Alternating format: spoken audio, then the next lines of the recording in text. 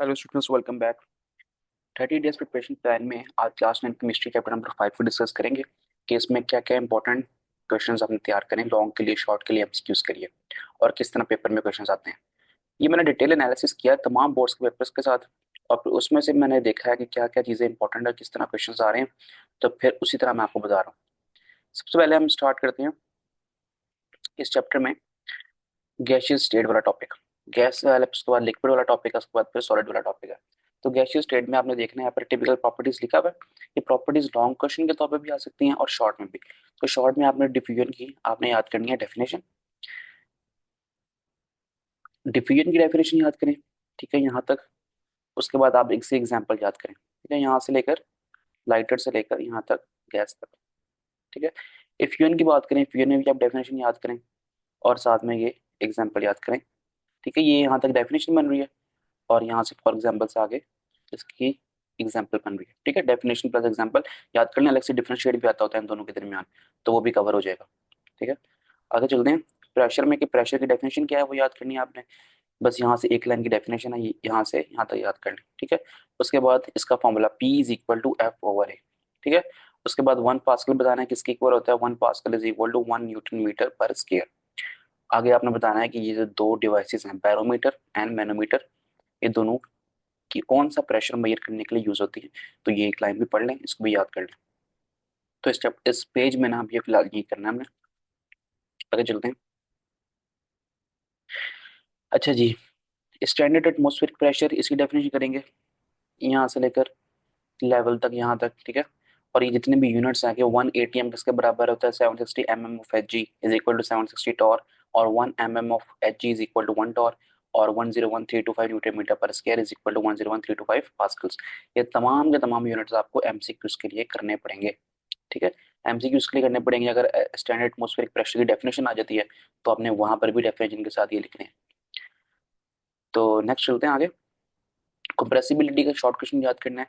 क्या क्वेश्चन क्या है, यहाँ लिखा हुआ गैसेस आर हाईली कंप्रेसिबल, ठीक है। आपने यहाँ बनाया क्वेश्चन मार्क और स्टार्ट में लिखना है कि why, why gases are highly compressible. तो ये इसका क्वेश्चन है जो कि बार बार आता है पेपर में। आपने इसको फिर यहाँ से लेकर यहाँ तक याद कर लेना पूरा, ठीक है। नेक्स्ट देखना है आपने mobility. Gas molecules are always in continuous motion, ठीक है। यहाँ बनाए क्वेश्चन मार्क और यहाँ पर स्टार्ट पे लिखे why, why gas molecules are always in continuous motion. तो इसको भी आपने याद कर लेना है फिर, ठीक है। अच्छा जी, नेक्स्ट आगे चलते हैं हम।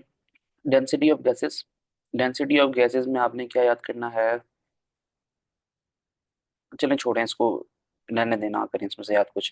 अगर आपका दिल करता है याद करने का, जिसने तैयारी बहुत अच्छी करनी है, तो इस पूरे पैराग्राफ को याद कर लें, ठीक है। इस पूरे पैराग्राफ में ना दो क्वेश्चन बन सकते हैं। वो क्या है, gases have low density than liquid and solid.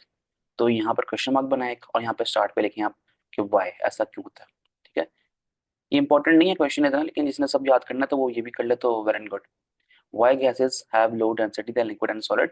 एक क्वेश्चन ये बनेगा, इसका आंसर क्या है। It is due to high, it is due to light mass and more volume occupied by the gas molecules, ठीक है।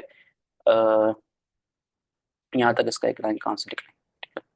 अच्छा, एक क्वेश्चन यहाँ पर और आता है, the density of gas molecule increases by cooling, ठीक है। एक ये क्वेश्चन बनेगा, यहाँ से वाई, वाई लिखना है, the why the density of gases increase by cooling, और इसका आंसर पे आपने यहाँ तक दे देना है।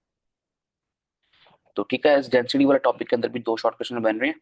इतने इंपॉर्टेंट नहीं है, लेकिन फिर भी आपने ना अगर करना चाहें तो इसको कर लें। लेकिन जो ऊपर वाली बातें बताई हैं मैंने, मोबिलिटी वाला हो गया और इससे ऊपर जो हो गया, वो आपने जरूर करना है। बॉयल्स लॉ को पता है, ये लॉन्ग क्वेश्चन है। अगर आपको ये बॉयल्स लॉ याद नहीं हो रहा, समझ नहीं आ रहा, तो आप बिल्कुल कम से कम करें और हेडिंग्स बनाएं इसमें। क्या हेडिंग्स बनाएंगे, सबसे पहले आपने ना लिखना है इसका, इसकी डेफिनेशन लिखनी है। डेफिनेशन यहाँ से लेकर आपने इसकी डेफिनेशन लिख देनी है यहाँ पर, ठीक है। फिर आपने लिखना है मैथमेटिकली, ठीक है, इसकी हेडिंग बना दी है। और फिर आपने ये लाइन लिखनी है, ये लाइन लिखनी है, ये लाइन लिखनी है, ये लाइन लिखनी है, और ये लाइन लिख देनी है लास्ट वाली, ठीक है। और इससे आगे P1 V1 is equal to P2 V2, ये लाइन लिख देनी है, ठीक है। ऊपर जितनी भी थ्योरी लिखी है उसको रहने ना छोड़, ना करें तो कोई बचने की बात नहीं है। हेडिंग्स बना के लिखेंगे ना अगर, तो आपको लगेगा कि आपने सारा कुछ ही लिख दिया, इसमें नंबर आपको मिल जाएंगे। एक्सपेरिमेंटल वेरिफिकेशन देखें, ये जिस तरह कुछ पैराग्राफ लिखा है ना, इसको सिर्फ एक बार आपने समझ लेना है इस फिगर्स के अकॉर्डिंग। ये चार फिगर्स आपने देख लेनी है, ठीक है। यहाँ पर देखें, ये वॉल्यूम को शो कर रहा है और ये ऊपर वाला हिस्सा जो है ना, ये प्रेशर को शो कर रहा है। प्रेशर ऊपर से नीचे अप्लाई होगा, ठीक है, तो फिर वॉल्यूम यहाँ पर चेंज होगा। इसना प्रेशर यहाँ देखें 2 है, यहाँ पर 4 है, तो 4 एटीएम प्रेशर यानी कि इंक्रीज हुआ, तो वॉल्यूम डिक्रीज हो गया। ठीक है, बॉयल्स लॉ यही तो होता है, प्रेशर इंक्रीज वॉल्यूम डिक्रीज, फिर प्रेशर मजीद इंक्रीज हुआ वॉल्यूम मजीद डिक्रीज हुआ, प्रेशर मजीद इंक्रीज हुआ वॉल्यूम और मजीद डिक्रीज हो गया। तो इस सारा कुछ आपने ना याद फिगर्स पढ़ लेनी अच्छे से, फिर ऊपर जितना पैराग्राफ लिखा है ना तो वो आपसे लिखा जाएगा इजीली, तो ज़्यादा इस पर परेशान नहीं होना। ठीक है, इसको छोड़ देते हैं, एग्जाम्पल्स नहीं आती इसमें से। अगर आपने बहुत अच्छी तैयारी करनी है तो फिर तो आप एग्जाम्पल्स ना छोड़ें, नहीं तो फिर आप कर लें। ठीक है, एब्सोलूट टेम्परेचर स्केल, ये स्केल क्या होता है तो आपने इस स्केल के बारे में पूरा याद करना है। साथ में आपको ये दोनों फॉर्मूले आने चाहिए, ये कोई मुश्किल नहीं है, ये लिखा हुआ है temperature in kelvin is equal to temperature in celsius plus 273। अच्छा, अगर आपने सेल्सियस का आंसर निकालना है तो सेल्सियस को यहाँ रहने दें और 273 को उठा के यहाँ पर ले जाएं, तो जगह केल्विन माइनस 273। ठीक है, तो बस एक ही फॉर्मूले को आगे पीछे किया हुआ है। चार्ज लॉ भी लॉन्ग क्वेश्चन है, तो फिर भी अगर आपने इसमें से कुछ भी याद नहीं किया हुआ तो आप सिर्फ और सिर्फ इसकी डेफिनेशन याद करें, और मैं बताता हूँ कि किस तरह लिखना है। डेफिनेशन आपने यहाँ से करनी है द से लेकर कांस्टेंट तक। ठीक है, यहाँ तक डेफिनेशन हो गई है, फिर आपने हेडिंग डालनी है इसकी मैथमेटिकली। मैथमेटिकली में आपने ये स्टेप करने हैं सारे, volume proportional to temperature, P directly proportional to T, V is equal to K T, V over T is equal to K. ठीक है, ये कर देने हैं सारे। उसके बाद फिर आपने ना ये वाला स्टेप करना है, V one over T one is equal to K and V two over T two is equal to K, फिर आपने एक ये स्टेप कर देना। ठीक है, जितना भी बीच में कुछ लिखा हुआ है नहीं याद होता ना अगर आपको, तो आपने रहने देना, नहीं याद करना, हेडिंग्स बना के बस ये लिख देना है। अच्छा जी, इसका जो एक्सपेरिमेंटल वेरिफिकेशन है ये जरूर करना है। किस तरह करना है, इस पूरे को रट्टा लगाने की कोई जरूरत नहीं है, सिर्फ आप इन दो फिगर्स को देख लें। इन दो फिगर्स में टेम्परेचर और वॉल्यूम चेंज जो हो रहा है उनको देखना है आपने, फिगर्स बनाने की प्रैक्टिस करनी है। इसको अच्छे से देखें, अच्छे से बनाएं, और फिर ये खुद ब खुद लिख सकते हैं आप। ठीक है, जब आपको ये समझ आ जाएगा ना तो ये भी जो है आपके लिए लिखना कोई बड़ी बात नहीं रहेगी।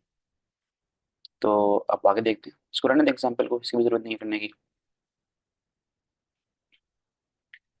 तो ये हमारे पास जो पोर्शन है गैसेस वाला वो खत्म हो गया। ठीक है, समझने के लिए ना सिर्फ आप देखें गैस मॉलिक्यूल किस तरह होते हैं, रैंडम होते हैं, बहुत बहुत दूर डिस्टेंस होता है आपस में एक दूसरे के। लिक्विड मॉलिक्यूल तकरीबन करीब करीब होते हैं, सॉलिड मॉलिक्यूल्स आपस में टाइटली पैक्ड होते हैं। ठीक है, ये अगर आपको समझ आ जाएगा तो फिर आप ना आगे जितने भी फैक्टर्स है ना वो कर सकते हैं इजीली। लिक्विड वाले पोर्शन में आपने ना क्या करना है, डेफिनेशन एवेपोरेशन की याद करनी है। ठीक है, एक लाइन यहाँ पर है, और आगे देखें it is a reverse to condensation in which gas changes into liquid, यहाँ तक। ये दो डेफिनेशन है एवेपोरेशन और कंडेंसेशन की, ये दो डेफिनेशन आपने याद कर लेनी है। ठीक है, आगे आए, यहाँ पर देखें, ये क्वेश्चन है कि evaporation is a cooling process, sorry evaporation is a continuous process. ठीक है, तो आपने स्टार्ट में लिख देना है कि why evaporation is a continuous process. एक क्वेश्चन तो ये हो गया। आगे देखेंगे, taking place at all temperature, why evaporation take place at all temperature, एक क्वेश्चन ये बन गया। तो ये एक ही लाइन में दो क्वेश्चंस बन रहे हैं, ये किसी भी तरह आ सकते हैं, तो आपने यहाँ से लेकर यहाँ तक इनका आंसर लिखना है। मैं फिर रिपीट करूंगी, देखिए 3 लाइन्स को पढ़े ना आप, स्टार्ट में लिखा है evaporation is a continuous process. ठीक है, तो क्वेश्चन आएगा why evaporation is a continuous process, ये आ सकता है, या फिर why evaporation take place at all temperature, ये आ सकता है। तो आपने तीनों लाइंस करनी है इसकी। नेक्स्ट चलते हैं, evaporation is a cooling process, एक क्वेश्चन हमारे पास ये आ गया। तो आपने यहाँ से स्टार्ट करना है इसको कूलिंग प्रोसेस वाले को, और यहाँ तक पूरा ही कर लेना है याद इसको। ठीक है, तो एक क्वेश्चन ये ऊपर वाला हो गया, एक क्वेश्चन नीचे वाला हो गया, ये दोनों याद करने पड़ेंगे। आगे लॉन्ग क्वेश्चन में ये आता होता है, ये बहुत इंपॉर्टेंट शॉर्ट क्वेश्चन है सरफेस एरिया वाला। तो आपने इन तीनों फैक्टर्स को याद करना है, इनके अच्छे से नाम आपको आने चाहिए, और इनके अंदर जो बातें लिखी हुई हैं उनको एक बार समझ लें, और समझने के बाद एक एक बार पढ़ें, और ना फिर आपको खुद से लिखने की कोशिश कीजिएगा इसे। ठीक है, समझ नहीं आता तो आप मुझे बताएं कमेंट सेक्शन में, मैं आपको जरूर समझाऊंगा इसको। क्वेश्चन ये आता है कि how evaporation, how surface area effect rate of evaporation. ठीक है, ये आ सकता है। क्वेश्चन ये आ सकता है how temperature effect the rate of evaporation. एक क्वेश्चन ये आ सकता है how intermolecular forces effect the rate of evaporation. इस तरह क्वेश्चन बने आ सकते हैं शॉर्ट क्वेश्चन में, तो आपने फिर इस तरह इनकी जो हेडिंग्स है ना सारी, हेडिंग्स के अंदर जो भी कुछ लिखा है वो सब लिखने हैं। और अगर लॉन्ग में है तो फिर लॉन्ग के लिए ऑब्वियसली सारे फैक्टर्स याद होने चाहिए, फैक्टर्स के अंदर क्या लिखा है सब याद होना चाहिए। बाकी शॉर्ट मैंने बता दिया किस तरह आ सकते हैं इसमें। कोई पर प्रेशर की आपने सिर्फ सिर्फ डेफिनेशन याद करनी है।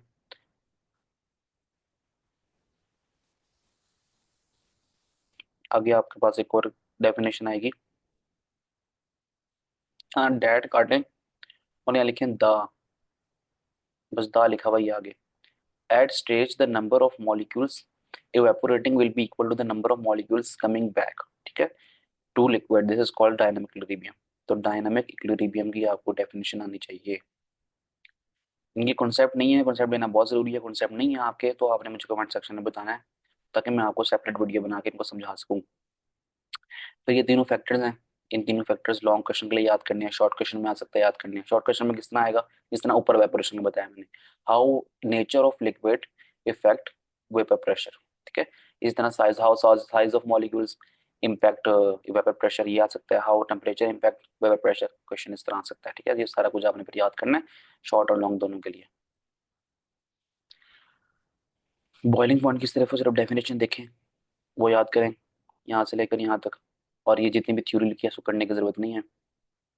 और आप नीचे आए इसके फैक्टर्स में, तो अलग से फैक्टर्स के नाम भी पूछे जा सकते हैं, अलग से फैक्टर्स शॉर्ट क्वेश्चन में बता सक पूछा जा सकता है कि how nature of liquid impact boiling point, how intermolecular forces impact boiling point, how external pressure impact boiling point, ठीक है। एक्सटर्नल प्रेशर वाला तो बड़ा इंपॉर्टेंट है, इसको आपने नहीं छोड़ना, ठीक है। तो ये तीनों तीनों अपने फैक्टर्स के याद करने अच्छे से। और आपने अगर सिर्फ सिलेक्टिव तैयारी करनी है तो आप सिर्फ फैक्टर्स के नाम याद कर लें, अंदर से मत याद कीजिएगा। और आपने अच्छी तैयारी करनी है तो आपको ये अंदर से भी याद करना पड़ेगा। डिफ्यूजन देखें, डिफ्यूजन ऑफ गैस की हमने बात की थी बिल्कुल स्टार्ट में, यहाँ पर डिफ्यूजन ऑफ लिक्विड है, ठीक है। इसके सारे के सारे जो फैक्टर्स हैं ना वो आपने सारे याद कर लिए, ठीक है। इस पूरे पैराग्राफ को एक बार पढ़ना है कि क्या हो रहा है। डिफ्यूजन, डिफ्यूज होना, ये जो इंक है ये वाटर के अंदर डिफ्यूज हो रही है, इंक हाईली कंसेंट्रेटेड है और वाटर लो कंसेंट्रेटेड है। तो डिफ्यूजन होती ही है कि फ्रॉम हाई कंसेंट्रेशन से लो कंसेंट्रेशन के अंदर इंटरमिक्सिंग। तो एक बार पढ़ लें आप, ये समझ आ जाएगा, नहीं समझ आएगा तो मुझे बताना है आपने, तो मैं आपको समझा दूंगा। डेंसिटी वाला टॉपिक छोड़ दें, जरूरत नहीं है करने की। मेल्टिंग पॉइंट की डेफिनेशन करें यहाँ से। मेल्टिंग पॉइंट की डेफिनेशन सिर्फ देख लीजिएगा, at the temperature solid melt, the temperature at which solid start melting and coexist in dynamic equilibrium is called melting point। ये याद करना है, साथ में आपने ये रिएक्शन बना देना है कि सॉलिड कन्वर्ट हो रहा है लिक्विड के अंदर। रिजिडिटी वाला करना है अपना टॉपिक पूरा कि why solid molecules are not mobile, ठीक है, कि सॉलिड मॉलिक्यूल्स चलते फिरते क्यों नहीं होते, सख्त क्यों होते हैं, टाइटली पैक्ड क्यों होते हैं, ठीक है। ये सब बातें बतानी है आपने, एक लाइन पे है सिर्फ, क्वेश्चन ये बनता है इसका। डेंसिटी को छोड़ दें, यहाँ पर है टाइप्स ऑफ सॉलिड, अमॉर्फस पूरा का पूरा याद करना है, क्रिस्टलाइन पूरा याद करना है, ठीक है। ये लॉन्ग क्वेश्चन है, लॉन्ग क्वेश्चन में अक्सर आया हुआ ये, और शॉर्ट में भी आया तो फिर कोई मसला नहीं है, जब आप लॉन्ग के लिए याद करेंगे तो शॉर्ट में लिखना कौन सा मसला है। ये लॉन्ग क्वेश्चन है, अमॉर्फस और क्रिस्टलाइन में डिफरेंशिएट, बहुत इंपॉर्टेंट। एलोट्रॉप याद करना है, कैलोट्रॉप क्या होता है, इसकी दो एग्जांपल्स दी हुई हैं, दो में से कोई भी एक कर लें, ठीक है। आगे ट्रांजिशन टेम्परेचर है, ट्रांजिशन टेम्परेचर यहाँ से लेकर यहाँ तक याद करें, और ट्रांजिशन टेम्परेचर की तीन एग्जांपल्स दी हैं, कोई भी यहाँ दो कर लें इसमें से याद। तो बस ये चैप्टर खत्म हो गया, इसके बाद एक्सरसाइज के एमसीक्यूज कोई नहीं छोड़ने, आपने वो जरूर करने हैं। बोर्ड के पेपर्स में 12 नंबर के जो आपके पास एमसीक्यूज हैं उसमें से 7-8 नंबर के तो एक्सरसाइज में से ही आने हैं। तो एक्सरसाइज वाले अच्छे से याद कर लें ताकि हमारे 8 नंबर तो सिक्योर हो ना कम से कम। तो आपने अपने 8 नंबर सिक्योर करने के लिए ना एक्सरसाइज वाले एमसीक्यूज को अच्छे से याद कर लेना है। बाकी शॉर्ट क्वेश्चन लॉन्ग क्वेश्चन जो कुछ भी हम सब कुछ देख के आ चुके हैं, पीछे यहाँ से करने की जरूरत नहीं है, ये एग्जाम्पल्स वगैरह भी करने की जरूरत नहीं है, अगर आएंगे तो चॉइस में छोड़ दीजिएगा। तो बस हमारे पास अब ये चैप्टर खत्म हो गया, फिर हम नेक्स्ट वीडियो में मिलते हैं और चैप्टर नंबर 6 को डिस्कस करेंगे कि क्या इंपॉर्टेंट है और किस तरह इसको हमने प्रिपेयर करना है। तो आज की वीडियो में फिलहाल इतना ही, थैंक यू और अल्लाह हाफिज़।